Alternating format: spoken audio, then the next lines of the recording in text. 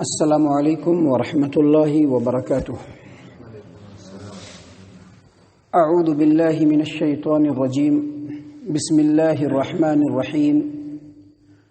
وَإِذْ قُلْنَا لِلْمَلَائِكَةِ اسْجُدُوا لِآدَمَ فَسَجَدُوا إِلَّا إِبْلِيسَ أَبَى وَاسْتَكْبَرَ وَكَانَ مِنَ الْكَافِرِينَ۔ اور یاد کیجئے جب ہم نے کہا فرشتوں سے کہ آدم کو سجدہ کرو تو سوائے ابلیس کے سبوں نے سجدہ کیا، اس نے انکار کیا، تکبر کیا اور کافروں میں سے ہو گیا۔ معزز سامعین کرام، یہ جو آیت کریمہ ہے جس کے معنی اور ترجمہ کو بھی آپ نے سنا، اس آیت کریمہ میں اللہ تبارک و تعالیٰ نے یہ فرمایا کہ جب اللہ تبارک و تعالیٰ نے آدم علیہ السلام کی تخلیق کی، ان کو اپنے ہاتھ سے بنایا، تو فرشتوں کو حکم دیا کہ آدم علیہ السلام کو سجدہ کرو۔ سامعین کرام، اللہ تبارک و تعالیٰ نے آدم علیہ السلام کو تمام چیزوں کا علم سکھایا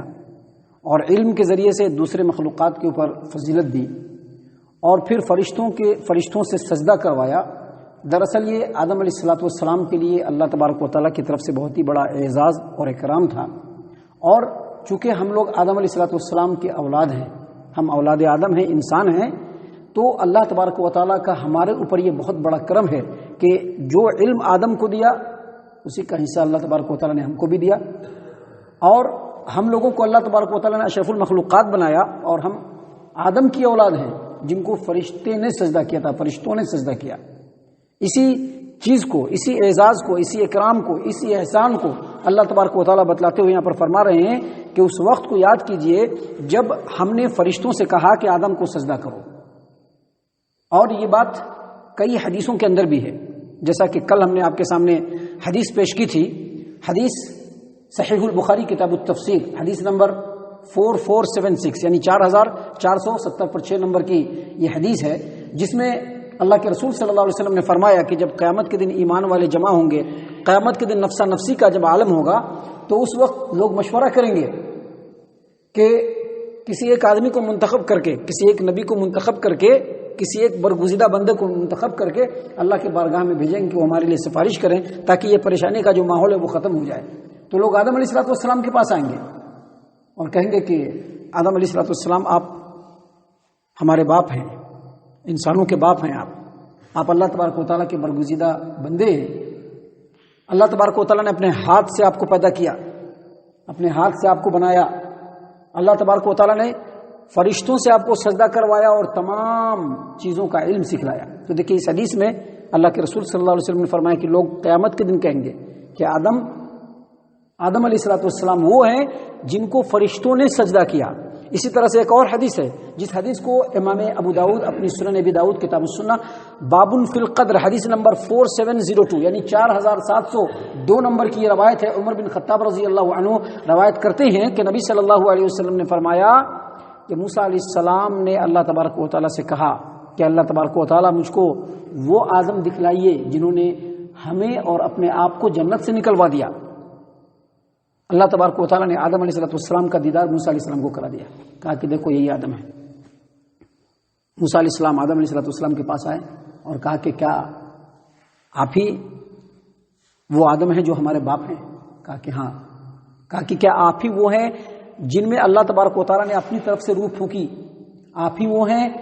جس کو اللہ تبارک و تعالیٰ نے تمام چیزوں کا علم دیا، اور آپ ہی وہ ہیں جن کو فرشتوں نے سجدہ کیا، اللہ نے فرشتوں سے سجدہ کروایا؟ آدم علیہ السلام نے کہا کہ ہاں۔ دیکھیے قرآنی آیت سے بھی اور نبی اکرم صلی اللہ علیہ وسلم کی حدیث مبارکہ سے بھی ثابت ہے کہ آدم علیہ السلام کو فرشتوں نے سجدہ کیا، اور یہ انسانوں کے لیے بڑے ہی فضل کی بات ہے، کیونکہ ہمارے بابا جن کی ہم نسل ہیں ان کو فرشتوں نے سجدہ کیا ہے۔ اور اگر اس نظریے سے دیکھیں گے تو ہم انسانوں کی جو ہے رسپانسبلٹی اور زیادہ بڑھ جاتی ہے کہ جب اللہ تبارک و تعالیٰ نے ہمیں اتنا بہترین بنایا ہے، اتنا افضل بنایا ہے، اور مخلوقات میں اتنا شرف و فضل والا بنایا ہے، تو ہمیں کیسا رہنا چاہیے؟ ہمیں کس انداز میں رہنا چاہیے؟ کیا ہمیں اتنا ایک دم گر جانا چاہیے کہ کوئی بھی مخلوق ہم سے اوپر نظر آئے اور ہم سب سے نیچے نظر آئے؟ محترم سامعین کرام، اللہ تبارک و تعالیٰ نے یہاں پر فرمایا کہ اس وقت کو یاد کرو جب ہم نے فرشتوں سے کہا کہ آدم کو سجدہ کرو، فسجدوا الا ابلیس، تو ابلیس کو چھوڑ کر یعنی سوائے ابلیس کے سبوں نے سجدہ کیا۔ یاد رکھیے اللہ تبارک و تعالیٰ نے فرشتوں کو حکم دیا تھا، لیکن اگرچہ ابلیس جنس کے اعتبار سے، ایلیمنٹ کے اعتبار سے فرشتوں میں شامل نہیں تھا، لیکن فرشتوں کے ساتھ رہنے کی وجہ سے، ان کی مشابہت اختیار کرنے کی وجہ سے، ان کے جیسے افعال اور اعمال کرنے کی وجہ سے، جب اللہ تبارک و تعالیٰ نے فرشتوں کو حکم دیا تو اس حکم میں ابلیس بھی آ گیا تھا، یعنی ابلیس کو بھی یہ حکم دیا گیا کہ جس طرح سے فرشتے سجدہ کریں گے تم بھی سجدہ کرو۔ محترم سامعین کرام، لیکن اس نے تکبر کیا، اس نے گھمنڈ کیا۔ ہم آپ کو بتلا دیں کہ امام المغازی محمد بن اسحاق روایت کرتے ہیں، اور اس بات کو، اس روایت کو حافظ ابو جعفر ابن جریر طبری رحمہ اللہ تفسیر الطبری کے اندر نقل کرتے ہیں کہ محمد بن اسحاق نے عبداللہ ابن عباس رضی اللہ عنہما سے روایت کیا کہ یہ جو ابلیس ہے یہ فرشتوں میں سے نہیں تھا، اس کا نام اصل میں عزازیل تھا، یہ زمین کے باشندوں میں سے تھا، اور فرشتوں کے ساتھ رہنے کی وجہ سے، فرشتوں کے افعال اور اعمال کرنے کی وجہ سے یہ فرشتوں میں شمار ہوتا تھا، حالانکہ علم کے اعتبار سے، عمل کے اعتبار سے یہ فرشتوں سے بہت زیادہ بلند تھا، بہت علم تھا اس کے پاس، بہت زیادہ عبادت گزاری کرتا تھا، فرشتے بھی ان کے سامنے بالکل پھیکے نظر آتے تھے، اتنا عابد تھا، اتنا زاہد تھا، اتنا اللہ تبارک و تعالیٰ کی فرما برداری کرتا تھا، اور علم اور عبادت کی ہی وجہ سے اس کے دل کے اندر گھمنڈ آ گیا۔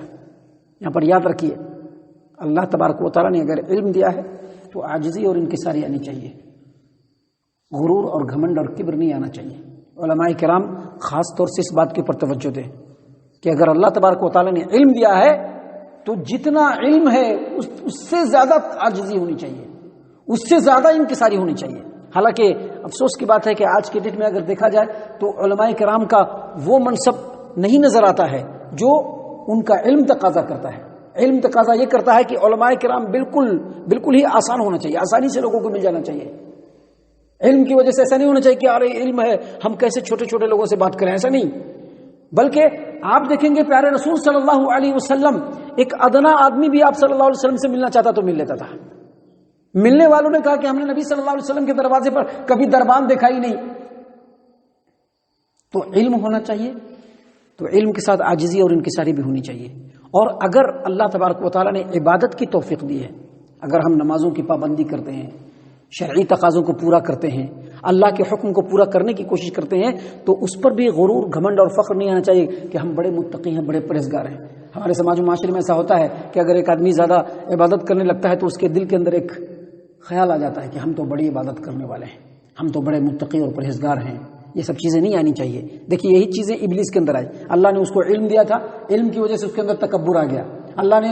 اللہ تبارک و تعالیٰ نے اس کو توفیق دی، وہ اللہ تبارک و تعالیٰ کی عبادت میں سرگرم رہنے لگا، فرشتوں سے بھی زیادہ عبادت کرنے لگا، تو اس کے دل کے اندر تکبر آ گیا، انانیت آ گئی۔ اور اللہ تبارک و تعالیٰ نے جب کہا آدم علیہ السلام کو پیدا کر کے، آدم علیہ السلام کو بنا کر کے، جب فرشتوں سے اور ان سے اس ابلیس سے کہا کہ سجدہ کرو، تو فرشتوں نے تو سجدہ کر لیا، لیکن ابلیس اکڑ گیا، گھمنڈ آ گیا اس کے اندر، میں کیسے سجدہ کروں آدم کو؟ نہیں، میں نہیں کر سکتا، میں تو آگ سے پیدا کیا گیا ہوں، میرے پاس تو علم ہے،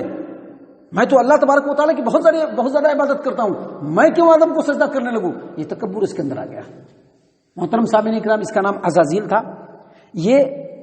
ایسے خاندان سے تھا جس کو جن کہا جاتا ہے، جنوں کے خاندان سے تھا، جیسا کہ اللہ تبارک و تعالیٰ نے قرآن کریم سورۃ الکہف آیت نمبر 50 میں بیان فرمایا ہے۔ اسی واقعے کو بیان کرتے ہوئے کہا الا ابلیس کان من الجن ففسق عن امر ربہ، یعنی جب اللہ تبارک و تعالیٰ نے فرشتوں کو حکم دیا کہ آدم کو سجدہ کرو تو سارے فرشتوں نے سجدہ کیا سوائے ابلیس کے۔ کان من الجن، وہ جنوں کے خاندان سے تھا اور اس نے اپنے رب کے حکم کی نافرمانی کی۔ تو یہاں پر اللہ تبارک و تعالیٰ نے اسی بات کو بیان فرمایا وَإِذْ قُلْنَا لِلْمَلَائِكَةِ اسْجُدُوا لِآدَمَ فَسَجَدُوا إِلَّا إِبْلِيسَ أَبَى وَاسْتَكْبَرَ وَكَانَ مِنَ الْكَافِرِينَ، اور جب ہم نے کہا فرشتوں سے، یاد کیجئے اس وقت کو جب ہم نے فرشتوں سے کہا کہ آدم کو سجدہ کرو تو سوائے ابلیس کے سبوں نے سجدہ کیا۔ محترم سامعین کرام، یہاں پر ہمارے دین اسلام کی تعلیمات کی روشنی میں ایک سوال اٹھتا ہے کہ جو سجدہ ہے یہ سجدہ کیا ہے، اور کیا سجدہ کر سکتے ہیں کسی کو؟ یہ سجدہ کیا ہے اور کیا کسی کو سجدہ کر سکتے ہیں؟ تو سب سے پہلے سمجھ لیجئے کہ جو آدم علیہ السلام کو اللہ تبارک و تعالیٰ نے فرشتوں کو کہا کہ آپ آدم کو سجدہ کیجئے، تو اس سلسلے میں امام قتادہ رحمہ اللہ بیان کرتے ہیں کہ سجدہ اگرچہ آدم علیہ السلام کے لیے تھا، لیکن اس حکم میں اطاعت اللہ تبارک و تعالیٰ کی تھی۔ اگرچہ سجدہ آدم علیہ السلام کے لیے تھا، لیکن اس میں اطاعت اللہ تبارک و تعالیٰ کی تھی۔ اللہ تعالیٰ نے آدم علیہ السلام کو عزت دیا، ان کو افضلیت دی، لہذا اگرچہ سجدہ آدم کو کرنا تھا، لیکن حکم کی فرما برداری کس کی تھی؟ اللہ تبارک و تعالیٰ کی تھی۔ اس سے یہ پتہ چلا اطاعت اور فرما برداری صرف اللہ کی جائے گی۔ جب اللہ کا حکم آ جائے گا وہاں پر اپنا بھیجا نہیں چلانا ہے، اپنا بھیجا نہیں چلانا ہے۔ ابلیس نے بھیجا چلایا، ابلیس ہو گیا، اس نے بھیجا چلایا، ابلیس ہو گیا۔ اس نے یہ نہیں دیکھا کہ رب العالمین نے حکم دیا ہے۔ تو سب سے پہلے یہ سمجھ لیے کہ جو سجدہ تھا یہ اللہ تبارک و تعالیٰ کی اطاعت و فرما برداری تھی۔ اور اس سجدے کے بارے میں علماء کرام کا کہنا ہے کہ یہ سجدہ سلام و اکرام تھا، سجدہ تعظیمی۔ اور سجدہ تعظیمی کے تعلق سے اللہ تبارک و تعالیٰ نے قرآن کریم کے اندر سورہ یوسف آیت نمبر 100 میں بیان فرمایا، وَرَفَعَ أَبَوَيْهِ عَلَى الْعَرْشِ وَخَرُّوا لَهُ سُجَّدًا وَقَالَ يَا أَبَتِ هَذَا تَأْوِيلُ رُؤْيَايَ مِن قَبْلُ قَدْ جَعَلَهَا رَبِّي حَقًّا۔ یہ جو آیت کریمہ ہے نا، یہ سورہ یوسف علیہ السلام ایک دم اپنے اس واقعے کے آخری مرحلے میں، یوسف علیہ السلام کا واقعہ بڑا طویل ہے، لمبا ہے، جو انشاءاللہ اگر اللہ نے توفیق دی تو یہ پوری صورت کے ساتھ میں پورے واقعے کو بھی آپ کے سامنے بیان کروں گا۔ لیکن یہاں پر میں بتلا دوں کہ جب ان کے ماں باپ نے ان کو تلاش کر لیا، ان کے بھائیوں نے ان کو تلاش کر لیا، اور جب مصر میں جہاں پر یہ حاکم تھے، جہاں پر یہ حکمران تھے، جب وہاں پر پہنچے ان کے ماں باپ، تو انہوں نے فوراً اپنے ماں باپ کو عرش جو تخت تھا، بادشاہ کا جو تخت تھا، اس کے اوپر بٹھایا، اپنے ماں باپ کو بٹھایا، اور وہاں پر اپنے کھڑے ہو گئے یوسف علیہ السلام۔ اور جیسے ہی یوسف علیہ السلام کھڑے ہوئے، ان کے جو 11 بھائی تھے فوراً سجدے میں گر گئے، جو انہوں نے خواب میں دیکھا تھا یوسف علیہ السلام نے اپنے بچپنے کے ایام میں ہی، کہ 11 ستارے اور چاند اور سورج مجھ کو سجدہ کر رہے ہیں۔ تو اس وقت جب انہوں نے اپنے ماں باپ کو بٹھایا عرش پہ، اور وہاں پہ بازو میں یہ بھی کھڑے رہے یا بیٹھ گئے، تو 11 جو بھائی تھے سبھی کے سبھی سجدے میں گر گئے۔ تو اس وقت یوسف علیہ السلام نے کہا کہ اے میرے ابا جان، یہی وہ خواب کی تعبیر ہے جو میں نے بچپن میں دیکھا تھا، جس کو میرے رب نے آج سچ کر دکھایا۔ تو یہ جو سجدہ جو کیا تھا 11 بھائیوں نے، یہ سجدہ تعظیمی تھا، جو پہلی امتوں کے اندر، اسلام سے پہلی شریعت کے اندر بالکل تھا، جائز تھا، لیکن اسلام میں منسوخ ہو گیا ہے۔ اسلام میں کوئی بھی انسان کسی کو سجدہ نہیں کر سکتا ہے اللہ تبارک و تعالیٰ کے علاوہ، اللہ کے علاوہ کسی کو سجدہ نہیں کر سکتا ہے۔ اگر سجدہ کریں گے تو صرف اللہ کی کریں گے، اللہ کے علاوہ کسی کی سجدہ نہیں کریں گے، نہ عبادت والا سجدہ کریں گے، نہ تعظیم والا سجدہ کریں گے۔ جیسا کہ ہم اپنے سماج و معاشرے میں دیکھتے ہیں کہ بہت سارے لوگ کہتے ہیں کہ اپنے دادا صاحب کا پیر چھوؤ، اپنے فلاں صاحب کا پیر چھوؤ، ان کے پیر پر جھک جاؤ، تو یہ سب اللہ کے علاوہ کسی کے لیے جائز نہیں ہے۔ سجدہ چاہے جیسا بھی ہو، عبادت والا سجدہ ہو، تعظیم والا سجدہ ہو، کوئی بھی سجدہ انسان اللہ کے علاوہ کسی کو نہیں کر سکتا ہے۔ اس سلسلے میں ایک روایت ہے، اس روایت کو امام ترمذی اپنی جامع ترمذی ابواب الرضا حدیث نمبر 1150 پڑھ رہا ہوں، یعنی 1159 نمبر کی یہ حدیث ہے۔ معاذ رضی اللہ عنہ روایت کرتے ہیں کہ ہم لوگ ملک شام میں گئے تو وہاں پر جو لوگ تھے وہ اپنے علماء اور جو اپنے جو پیشوا ہوتے تھے ان کو سجدہ کرتے تھے۔ تو ہم نے دیکھا تو بڑا اچھا دکھا، کچھ چیزیں بہت اچھی دکھتی ہے، لیکن دیکھنا چاہیے کہ وہ شریعت کے مطابق ہے کہ نہیں ہے۔ کچھ چیزیں بہت اچھی دکھتی تھی، صحابہ کرام کو بھی اچھی دکھتی تھی، ہمیں بھی اچھی دکھتی ہے، لیکن ہم کو اور آپ کو یا صحابہ کرام کو اچھا دکھنے سے نہیں ہوتا ہے۔ جو چیز شریعت سے ثابت ہوگا وہی چیز صحیح ہوگا اور وہی چیز اچھی ہوگی۔ تو معاذ بن جبل رضی اللہ عنہ روایت کرتے ہیں کہ ہم لوگ ملک شام کے اندر گئے تو وہاں دیکھا کہ لوگ اپنے پیشواؤں کو اور اپنے علماء کو سجدہ کرتے ہیں، تو ہم نے دل میں سوچا کہ یہ لوگ ان کو سجدہ کر رہے ہیں تو ہمارے پیارے نبی صلی اللہ علیہ وسلم تو اس سے زیادہ حقدار ہے کہ ان کو سجدہ کیا جائے۔ آئے اللہ کے رسول صلی اللہ علیہ وسلم کی خدمت میں، کہا کہ اللہ کے رسول صلی اللہ علیہ وسلم وہ لوگ تو سجدہ کرتے اپنے پیشوا کو، آپ تو زیادہ حقدار ہیں کہ آپ کو سجدہ کریں۔ اللہ کے رسول نے کہا کہ لا، نہیں، سجدہ نہیں کر سکتے۔ لو کنت آمرا بشرا، اگر میں کسی انسان کو حکم دیتا کہ وہ کسی انسان کو سجدہ کرے، لَأَمَرْتُ الْمَرْأَةَ أَن تَسْجُدَ لِزَوْجِهَا، تو میں بیوی کو حکم دیتا کہ اپنے شوہر کو سجدہ کریں، لیکن چونکہ ہماری شریعت میں سجدہ نہیں ہے لہذا کوئی بھی انسان کسی کو سجدہ نہیں کر سکتا ہے، کوئی کسی کو سجدہ نہیں کر سکتا ہے۔ تو یہ سجدہ تعظیمی تھا جو پہلی شریعت کے اندر، پہلی امتوں کے اندر تھا، لیکن ہماری امت میں نہیں ہے، اور یہ تعظیمی سجدہ تھا جو اللہ تبارک و تعالیٰ نے فرشتوں کو حکم دیا کہ وہ آدم کو سجدہ کریں۔ اس کے بعد اللہ تبارک و تعالیٰ نے فرمایا اسی آیت کریمہ کے ٹکڑے میں، اللہ فرماتے ہیں وَإِذْ قُلْنَا لِلْمَلَائِكَةِ اسْجُدُوا لِآدَمَ فَسَجَدُوا إِلَّا إِبْلِيسَ، اس وقت کو یاد کیجئے جب ہم نے فرشتوں سے کہا کہ آدم کو سجدہ کیجئے، فَسَجَدُوا إِلَّا إِبْلِيسَ، تو ابلیس کو چھوڑ کر، ابلیس کے سوائے سبھی نے سجدہ کیا،